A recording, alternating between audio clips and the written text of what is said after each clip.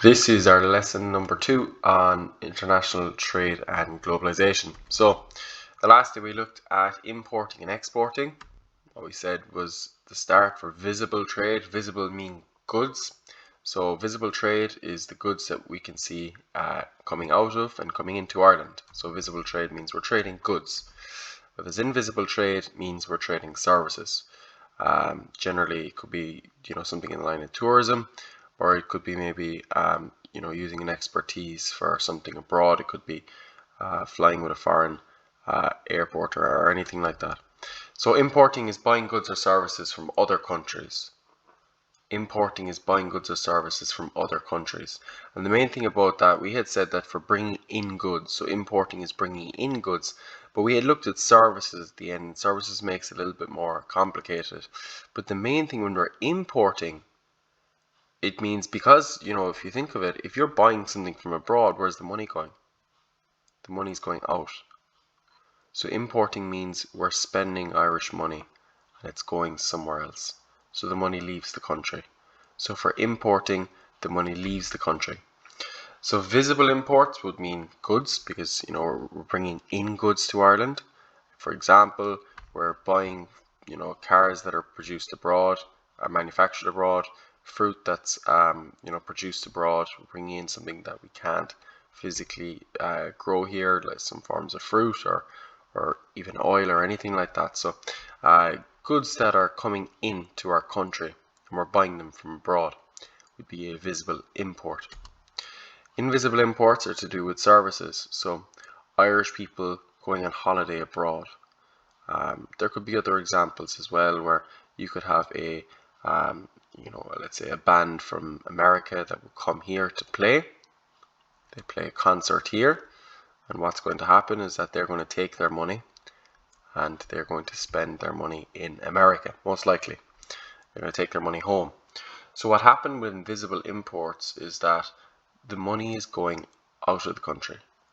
So Irish people going abroad means that you take all your hard-earned savings and then you spend it in a foreign country. So the money's going out. So why do we import goods and services? Well, sometimes we can't grow things here. Some certain things that we may not have for our climate, raw materials. It gives us more choice. Certain skills that other countries may have that we may not have. Sometimes it can be cheaper. And because Ireland is relatively small, there is 4.98 million people. We're due in the next couple of years to hit the 5 million mark for the Republic of Ireland. So it's a relatively small market considering there's, I think, 7.8 billion people in the world. So there's almost 8 billion people in the world, but there's only 5 million people in the Republic of Ireland. So obviously it's a much bigger market if you sell abroad.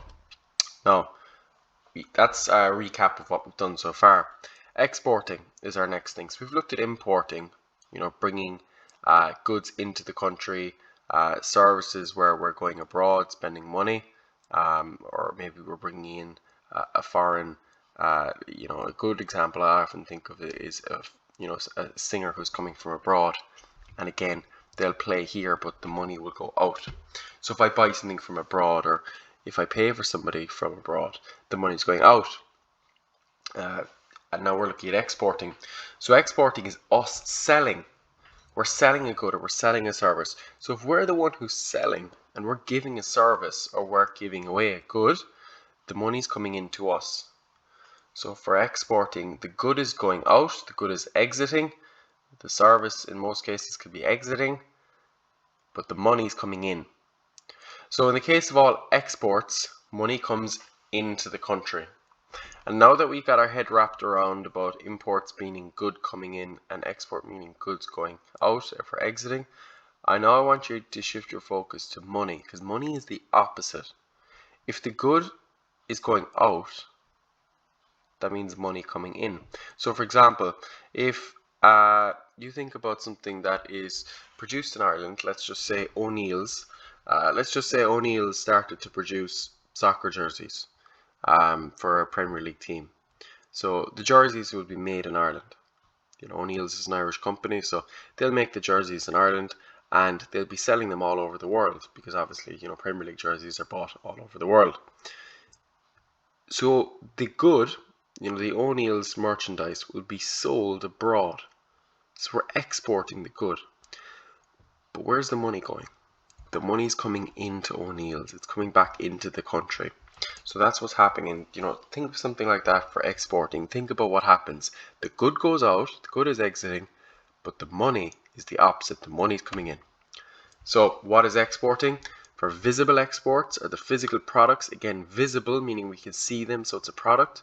Physical products are goods that Ireland sells to other countries. For example, meat and dairy products are live animals, which would have been, obviously agriculture was more or less Ireland's biggest market for many, many years for exporting, but it's not anymore. Ireland's biggest market now for exporting is pharmaceuticals. There ICT as well. There's I think 9 of the top 10 companies in the world in pharmaceuticals have a base here in Ireland. Because obviously we're English speaking country, we have the euro, and we're in the EU, so there's a lot of benefits for multinational companies coming to Ireland. So a lot of IT companies, Facebook's in Ireland, Google's in Ireland, and for pharmaceuticals as well, a lot of the top ones are here. So our biggest exports now are actually pharmaceuticals and IT. But again, the main focus here is that for visible exports, these are products that leave our country and the money obviously comes in. So invisible, we looked at visible meaning goods. Invisible, now we're looking at services. So for invisible services, this is something that Ireland sells to other countries. I could be completely wrong. I probably should be saying nothing, but I think that's Hosier, a Wicklow man. I could be wrong. So obviously in a case like that, if there's an Irish singer and they're playing abroad, let's say they're playing in London, then they're going to Paris, and then they're going to Rome, and they're going to Madrid. What's happening is they're bringing the money back into the country. So at the end of the 1 month of touring, they come back and they bring all that money back into the country. So for exports, you're selling a service abroad. Hosier would be selling his service, obviously his concerts, abroad, and the money will come back into Ireland. So another one here, which can make it a little bit more confusing, but Spanish students coming to Ireland to learn English would be exports as well, because the students are coming in to use the service here in Ireland. So it's not just the idea of let's take a talent like a musician and let's send them abroad and they'll bring money back in. It could also be bringing somebody else from abroad in here. But the main thing is they'll be using the Irish service, and where will the money be going? The money will be going to Ireland. So if you take a group of students from Spain, and they come to Ireland to learn English, what's happening? Well, they're paying for Irish accommodation. They're paying for schooling here in Ireland. They're paying for food. They're paying for entertainment and all of these things, and they're paying Irish companies, for all of that. So tourism brings a huge amount of money to Ireland, and it would be an export because we're basically selling our services to people from outside of the country. And again, for invisible exports, these are things we can't see, so it's services. And what happens is the main thing you have to remember from this is the money comes into Ireland. So the money comes into Ireland. So if Hosier or U2 or any other Irish act plays abroad, they come back and they bring the money back home. If you advertise for tourism here in Ireland and you get 1 million people from America, the UK, Spain, France, and so on that come to Ireland for a holiday, they're using Irish services, and where does their money go? They'll change their US dollars, they'll change their sterling, and they'll bring it all here and spend their money in Ireland. So that's our exports. So again, just to look at this here, why do we do it? Why does Ireland export goods and services? So obviously, if you just think about this, I had just said earlier there was just shy of 5 million people in Ireland. 4.98 or 4.98 I think million people in Ireland. So that's only a certain amount of people that we can sell to. And if I start a company, let's just say I have a let's just say something again like O'Neill's, because it's easy to kind of understand that we see it almost daily. So a company like O'Neill's that are producing merchandise, and it's mostly produced in Ireland because their main market is the GAA. They only have a certain amount of customers that they can sell to. It's very hard for them to rival Nike or Adidas if they just stay in Ireland, because there just isn't enough customers here. So a huge benefit for a company like that for going abroad would be that there's a bigger market, and also they can increase their sales, because if they start producing merchandise for basketball teams in America, they start producing their merchandise for soccer teams across Europe or anything like that, now they can sell it to millions and millions more people. So they can increase their sales. So Irish businesses, which is Irish firms, can increase their sales and profits by exporting to a larger foreign market. It can create more jobs, support jobs in Ireland. The more we sell, the more people we need to make the goods. So again, the business in Ireland starts to grow.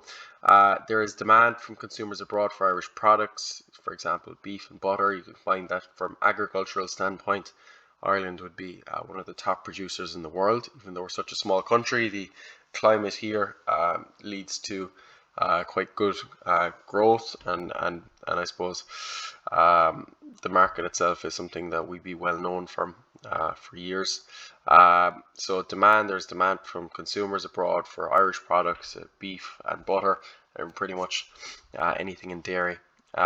So the last one there we have is earn foreign currencies. So the receipts, so when we get in foreign currencies, it can help to produce or to boost our country's reserves and provide the finances to help pay for imports.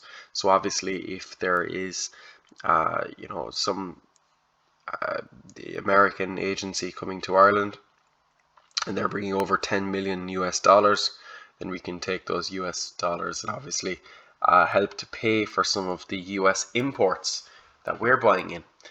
It's just increasing our reserves of money, so we can earn foreign currencies as well. And businesses would be, or banks mainly, would be interested in that because they can make money off the exchange as well.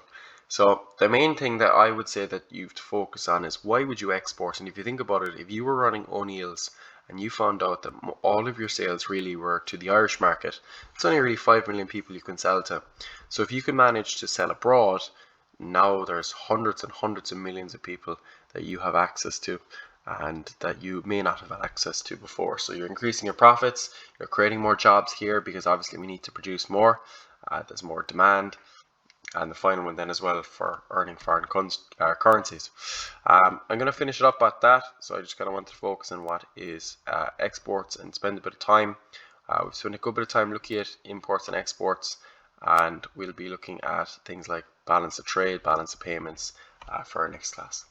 Thanks for listening.